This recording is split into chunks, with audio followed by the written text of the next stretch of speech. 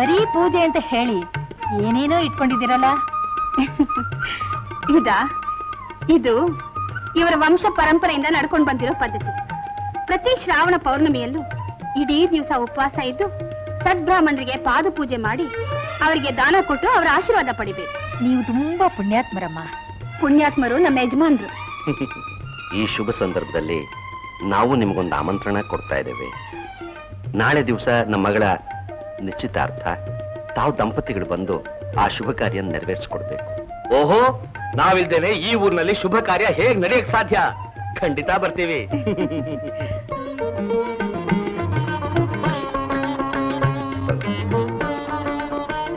ತಾವು ಸ್ವೀಕರಿಸಿ. ಅಪ್ಪ, ನೀವೇನೋ ಸೇರ್ಕೊಂಡು ನಿಶ್ಚಿತಾರ್ಥ ಮುಗಿಸ್ಬಿಟ್ರಿ. ಆದ್ರೆ ಹುಡುಗ ಹುಡುಗಿ ಅಭಿಪ್ರಾಯ ಏನು ಅಂತ ಕೇಳಲೇ ಇಲ್ವಲ್ಲ? ಅದು ನಿಜಾನೇ. It's better late than never. ಅಳಿಯಂದ್ರೆ ನಮ್ಮ ಹುಡುಗಿ ನಿಮ್ಗೆ ಒಪ್ಪಿಗೆ ತಾನೆ? ಹುಡುಗಿ ಮುಖಾನೇ ತೋರಿಸೆ ಒಪ್ಪಿಗೆನಾ ಅಂದ್ರೆ ಹೇಗೆ? ಹೌದಾ ಶೇಖರ್? ಹುಡುಗಿ ಮುಖ ನೋಡ್ದೆ ನಾನ್ ಯಾಕೆ ಒಪ್ಕೊಳ್ಳೋದು? ಇದೇನ್ ರಂಗಣ್ಣವ್ರೆ ವಿಚಿತ್ರವಾಗಿದೆ. ಹುಡುಗ ಹುಡುಗಿ ಪರಸ್ಪರ ನೋಡ್ದೇನೆ ನಿಶ್ಚಿತಾರ್ಥ ಮುಗಿಸ್ಬಿಟ್ರಲ್ಲ? ಅದು ನಿಜಾನೇ. ವಿಜಯ್, ಹೋಗಿ ನಿನ್ ತಂಗಿನ ಕರ್ಕೊಂಬರಯ್ಯ. ಕರ್ಕೊಂಡ್ಬರ್ತೀನಿ. ಅಮ್ಮ ಸುಭದ್ರಾದೇವಿ, ಯಾವತ್ತೂ ನೋಡಿದ್ರು ನಿನ್ನ ಪ್ರಿಯತಮ ನೀನ್ ನೋಡ್ಬೇಕಂತೆ. ಬಾ. ಅರೆ ಬಾಮ. ನನ್ ಬರಲ್ಲ, ನಂಗ್ ನಾಚಿಕೆ ಆಗುತ್ತೆ. ನನಗ್ ನಾಚಿಕೆ ಆಗುತ್ತೆ. ನೀನೇನು ಅಲ್ಲಿವರೆಗೂ ಬರೋದ್ ಬೇಕಾಗಿಲ್ಲ. ಬಾಗಿಲ ಹತ್ರ ಬಂದ್ರೆ ಸಾಕು. ಬಾ. ಇಲ್ಲೇ ನಿಂತ್ಕೋ, ಅಷ್ಟೇ ಸಾಕು. ಇಲ್ಲೇ ಲೇ, ಸುಭದ್ರ ಎಲ್ಲೋ? ಕರ್ಕೊಂಬಂದಿದ್ದೀನಪ್ಪ, ತೋರಿಸ್ತೀನಿ. ಮೈ ಡಿಯರ್ ಬ್ರದರ್ ಇಲ್ಲ, ಈ ಕನ್ನಡಿಲ್ ನೋಡಿ.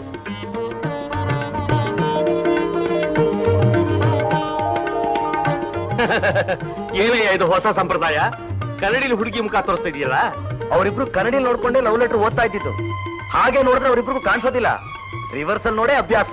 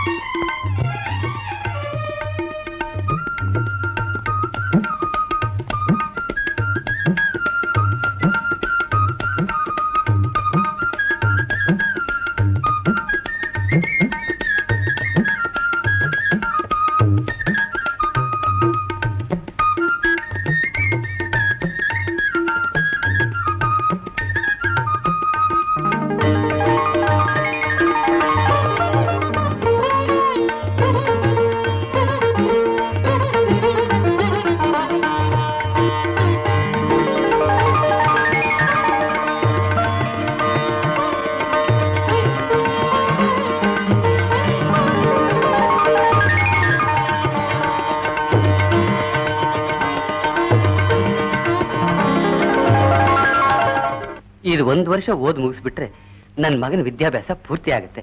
ಆಮೇಲೆ ಯಾವ್ದಾದ್ರು ಒಂದು ಕೆಲ್ಸಕ್ಕೆ ಸೇರಿಸಬಹುದು. ಓಹೋ, 1 ವರ್ಷ ಯಾಕೆ 2 ವರ್ಷ ಓದಿಸಿ. ಒಪ್ಪತ್ತನ ಊಟಕ್ಕೆ ಕಷ್ಟವಾಗಿರುವಾಗ ಓದಿ ಇನ್ನೇನ್ ಖರ್ಚು ಮಾಡ್ಲಿ? ಅಷ್ಟೇ ತಾನೆ. ಕಷ್ಟ ಬರೋದು ಸಹಜ. ಆ ಕಾರಣಕ್ಕೋಸ್ಕರ ಹುಡುಗನ ಭವಿಷ್ಯ ಹಾಳಾಗಬಾರ್ದು. ಇವನ್ ಓದಿನ ಖರ್ಚು ನನಗಿರ್ಲಿ. ಇದ್ರಲ್ಲಿ 10,000 ರೂಪಾಯಿ ಇದೆ, ತಗೊಳ್ಳಿ. ಪುಣ್ಯಾತ್ಮರು ಸ್ವಾಮಿ, ಪುಣ್ಯಾತ್ಮರು. ನಿಮ್ಮ ಋಣ ಹೇಗೆ ತೀರ್ಸ್ಲಿ ಸ್ವಾಮಿ? ಪರವಾಗಿಲ್ಲ. ರವಿ, ಯಜಮಾನ್ ಹತ್ರ ಆಶೀರ್ವಾದ ತಗೋ. ಇರ್ಲಪ್ಪ, ಆ ದೇವ್ರು ಒಳ್ಳೇದ್ ಮಾಡ್ಲಿ.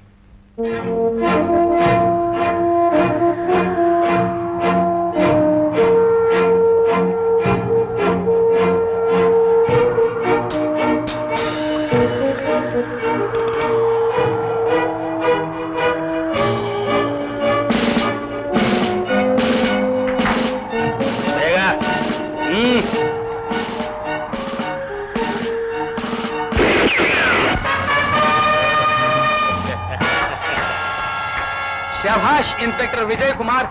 ರಿವಾಲ್ವರ್ ತೋರಿಸಿ ನಮ್ಮನ್ನ ಹಿಡಿಯೋಕ್ ಬಂದಿದ್ದೀರಾ? Very good. ನೀನ್ ನಿಜವಾದ ಗಂಡಸೆ ಆಗಿದ್ರೆ, ನಿನ್ ತೋಳ್ಬಲದ ಮೇಲೆ ನಿನ್ ನಂಬಿಕೆ ಇದ್ರೆ ರಿವಾಲ್ವರ್ ಬಿಸಾಡಿ ಪ್ರಯತ್ನ ಮಾಡಿ ನೋಡಿ.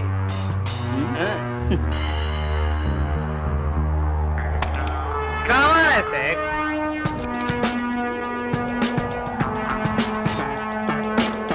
Come on, I say. Come on. Come on.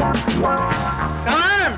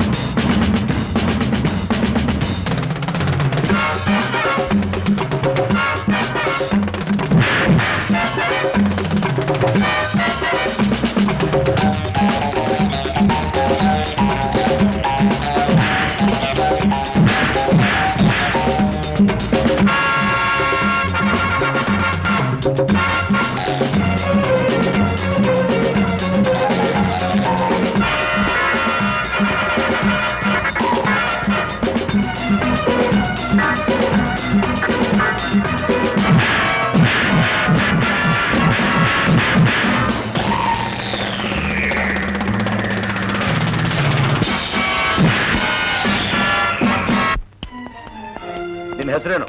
ಹೇಳಲ್ಲ. ನಿನ್ ಗ್ಯಾಂಗ್ ಲೀಡರ್ ಯಾರು? ಗೊತ್ತಿಲ್ಲ. ಇದು ಪೊಲೀಸ್ ಸ್ಟೇಷನ್. ಈಗ ಮೊಂಡಾಟ ಮಾಡಿದ್ರೆ ಮೈ ಮೂಳೆ ಮುರಿಸ್ಕೋಬೇಕಾಗತ್ತೆ. ನಾನು ಅದಕ್ಕೆಲ್ಲ ಹೆದರಲ್ಲ.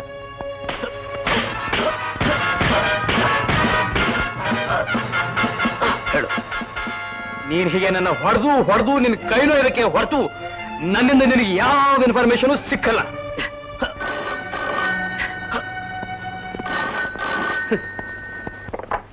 ಹಲೋ, ಮಿಸ್ಟರ್ ವಿಜಯ್ ಕುಮಾರ್, ನನ್ನ ಲಾರಿ ಹಿಡಿದು ವಿಗ್ರಹಗಳನ್ನ ದೋಚಿಕೊಂಡು ಕೋಟ್ಯಾಂತರ ರೂಪಾಯಿ ನಷ್ಟ ಮಾಡಿದ್ದು. ಆದ್ರೂ ನಿನ್ನ ಕ್ಷಮಿಸ್ತಾ ಇದ್ದೀನಿ. ನನ್ನ ಅಸಿಸ್ಟೆಂಟ್ ಭಾಸ್ಕರ್ನ ಅರೆಸ್ಟ್ ಮಾಡಿದ್ದು ಇದು ಎಲ್ಲಕ್ಕಿಂತ ದೊಡ್ಡ ತಪ್ಪು. ಮರ್ಯಾದೆಯಾಗಿ ಅವನ್ನ ರಿಲೀಸ್ ಮಾಡಿದ್ರೆ ಸರಿ, ಇಲ್ಲದೆ ಇದ್ರೆ ನೀನು ಸ್ಮಶಾನ ಯಾತ್ರೆ ಮಾಡ್ಬೇಕಾಗುತ್ತೆ. Listen you bastard. ನಿಮ್ಮ ಅಪ್ಪ ಅಮ್ಮನ ಹುಡ್ತೋಲಾಗಿದ್ರೆ, ನಿಜವಾದ ಗಂಡಸೆ ಆಗಿದ್ರೆ ಎದುರುಗಡೆ ಬಂದು ಮಾತಾಡು. ಯು ಬ್ಲಡಿ ರಾಸ್ಕಲ್, ಭಾಸ್ಕರ್ನ ರಿಲೀಸ್ ಮಾಡ್ತೀಯ ಇಲ್ಲೋ? ಭಾಸ್ಕರ್ನ್ ಬಿಡುಗಡೆ ಮಾಡದ? ಅವನ ದೇಹದಿಂದ ಅವನ ಪ್ರಾಣನ ಬಿಡುಗಡೆ ಮಾಡ್ತೀನಿ. ಯಾರು ಹುಡುಗಿ? ಏನೇ ಆದ್ರೂ ಭಾಸ್ಕರನ್ ಬಿಡುಗಡೆ ಆಗ್ಲೇಬೇಕು. ನೀನ್ ಏನಾದ್ರೂ ಉಪಾಯ ಮಾಡಿ ಈಗ್ಲೇ ಆ ಇನ್ಸ್ಪೆಕ್ಟರ್ ವಿಜಯ್ ಕುಮಾರ್ ಮನೆಗೆ ಹೋಗಿ ಅವನ್ ತಂಗಿನ ಅವ್ರ ಎಸ್ಟೇಟ್ ಹತ್ರ ಇರೋ ವಾಟರ್ ಫಾಲ್ಸ್ ಹತ್ರ ಕರ್ಕೊಂಡ್ ಬಂದು ನಮ್ ಗುಂಪಿನವ್ರ ಕೈಲಿ ಒಪ್ಪಿಸ್ಬೇಕು.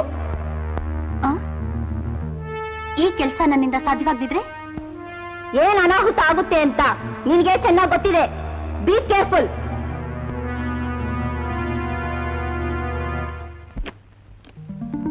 ಸರೋಜಾ, ನೀನು? ಹೌದು, ನಾನೇ. ಯಾಕೆ ಬಂದೆ ಅಂತ ಕೇಳ್ತಿದೀಯಾ? ನೀನ್ ಬಂದೆ ಎಷ್ಟು ದಿನ ಆಯ್ತು? ಒಂದು ಲೆಟರ್ ಆದ್ರೂ ಹಾಕಿದೀಯಾ?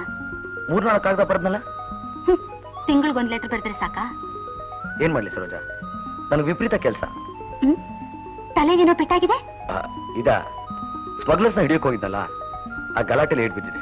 ಹೌದು, ನೀನ್ ಹೀಗೆ ಏನಾದ್ರೂ ಅನಾಹುತ ಮಾಡ್ಕೋತೀಯ ಅಂತ ಅಮ್ಮನ್ ಪರ್ಮಿಷನ್ ತಗೊಂಡು ಓಡ್ ಬಂದೆ. ಹೌದಾ? ಸರಿ ಬಾ, ಮನೆಗೆ ಹೋಗೋಣ.